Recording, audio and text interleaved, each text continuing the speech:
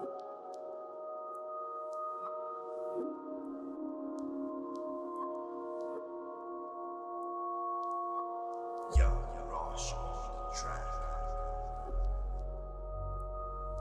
name is Tariq Q. I am a businessman and a sneaker collector. On Instagram, I'm KicksDQ. I started collecting sneakers at a really early age. I would say around 10 years old, maybe even earlier. I was in elementary school. How it first started was I moved to Singapore. And that was the first time I was exposed to the real sneaker culture through skateboarders, actually. And I wanted to be a skateboarder because all the cool kids at school had skateboards and cool sneakers, but went out, bought a skateboard, bought some skate shoes. I think they were called Airwalks. And I couldn't skate. Like, I was the worst skateboarder ever. So that's when I started to get into basketball because all the other cool kids were wearing Jordans. So went out, bought a pair of Jordans, and the rest is history.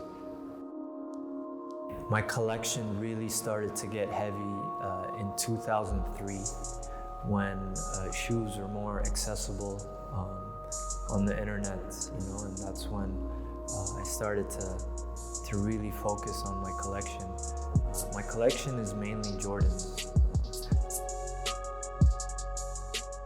Well, a hypebeast, I think the definition of hypebeast has changed. In the beginning, it was a website that everyone used to go and check hype items. Not even hype items, It was a blog. You'd go, you'd check music, reviews, film, art, architecture, and then obviously the main attraction were sneakers and what was hot at the moment. Now, today, a hypebeast, I would say, is someone who just wants to get hype items. A beast who wants hype stuff. Basically, I'll give you an example. A hype beast these days would only want to go for a sought-after Supreme piece, or a pair of really limited Air Jordans, or Yeezys, for example. Yeezys are the definition of hype. Anything you see celebrities or rappers or athletes or actors wearing, once that's out on social media, boom, it's hype. So to answer your question, a hype beast would be someone who is into hype items or wants to buy hype items. Hype in Kuwait, it definitely exists. I've seen it grow in the last 2 years, especially. Instagram has really taken it to another level. It's mainly the younger kids, like I would say the high school demographic. I see it all the time in coffee shops, in restaurants, in malls. It's actually cool to see, the sneaker culture grow in Kuwait. Unfortunately, counterfeit goods, fakes, are seen everywhere. They are part of the hypebeast culture, and it's sad to see it because a lot of, I hope I'm wrong, a lot of the people who wear fakes, I don't think they know that they're fakes. But for people who are in tune with the sneaker culture, you see that and you feel sad. It's wrong. So yes, it's definitely in Kuwait.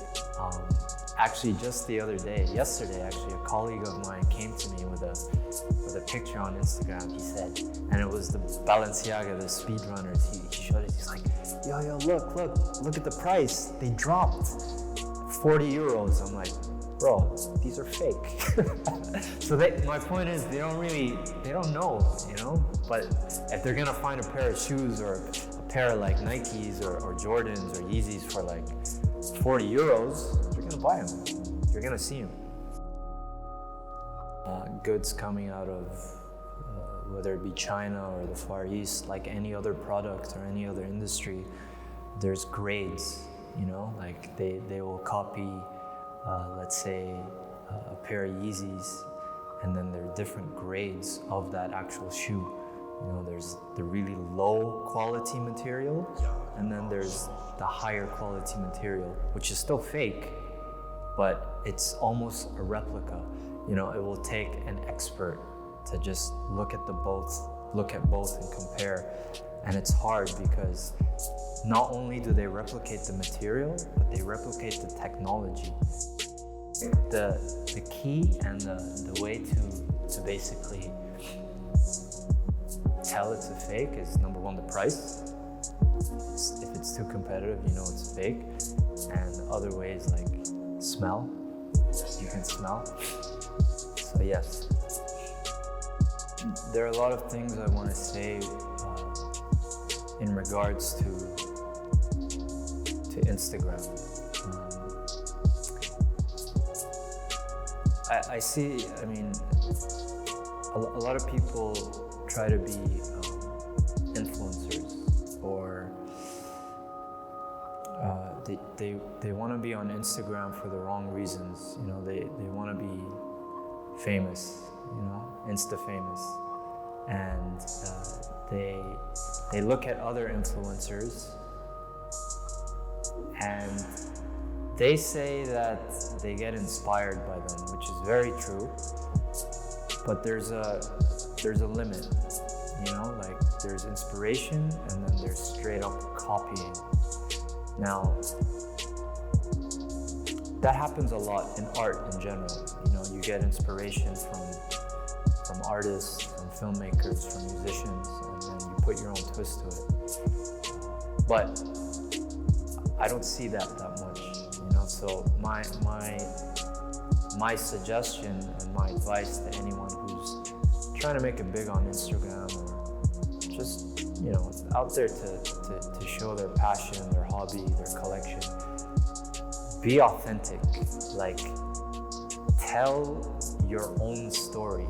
Okay, get inspiration from other people. You know, dress like whoever you admire, you know. Seek inspiration from them in any way possible, but tell your own story while doing them, you know. Be authentic, be creative, and just don't copy.